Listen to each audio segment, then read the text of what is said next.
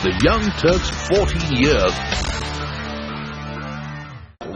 What is the farmer's payback period on the loan? He starts making profits in the first year itself, but for the first 5 years, he's basically paying back the loan along with growing a lot more vegetables.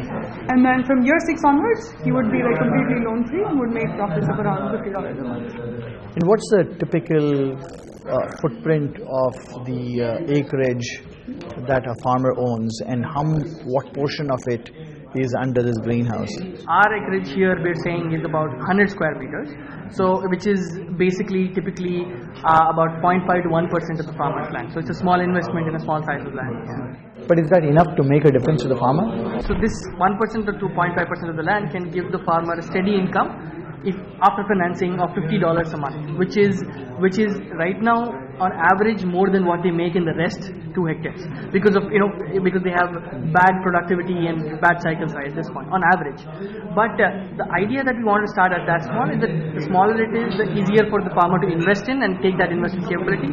But if they have more, it's modular. So you can add 2, you can add 3, you can add 4. In terms of the greenhouse, putting the greenhouse together itself, is that predominantly a system integration job that you folks do in-house, and then so you're basically you're sourcing a lot of the parts and then putting it together? So right now we're partnered with existing greenhouse manufacturers who are established. So the biggest greenhouse material supplier in India called AgriPlast.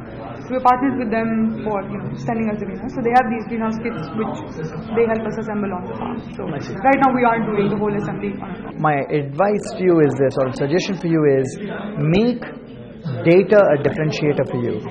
So as you work with more and more farmers and you're able to learn, what sort of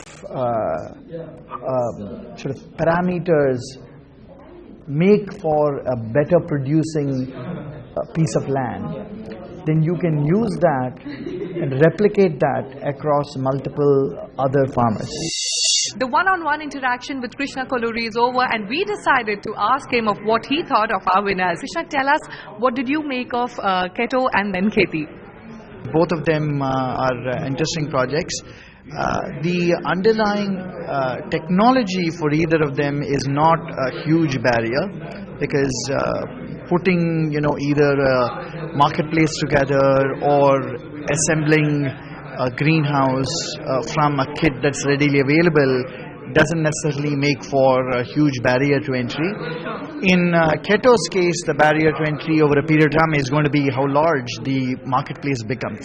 Ketto may need to worry about is what they're charging on a per transaction seems a little high to me, and it could get easily undercut by someone coming in and saying, I'll steal market share by offering it to you at 4-5% as opposed to 8-10%. On Kheyti's case, I think what they need to figure out is what does the unit economic model look like for that farmer? How much of his land can he put under greenhouse? Because right now it's like less 0.5% or 1%. Is that really meaningful? We also asked the teams on what their big takeaways from this forum have been. Over the last couple of days, we've met a lot of investors, professors, and got a lot of feedback on our business model and the idea. So I think that's definitely been really helpful for us. One of Kheyti's philosophies is always to not reinvent the wheel and always collaborate with others to create a better vehicle for delivering good products and services to small farmers. And in that respect, both the Bombay and the Philadelphia conference have been really great.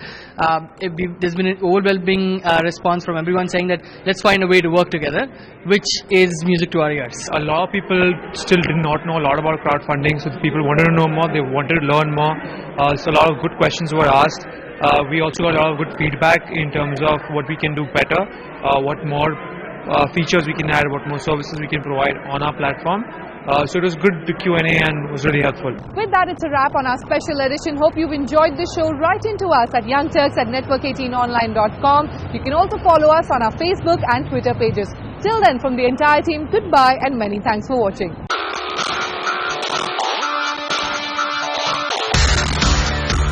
The Young Turks 14 years.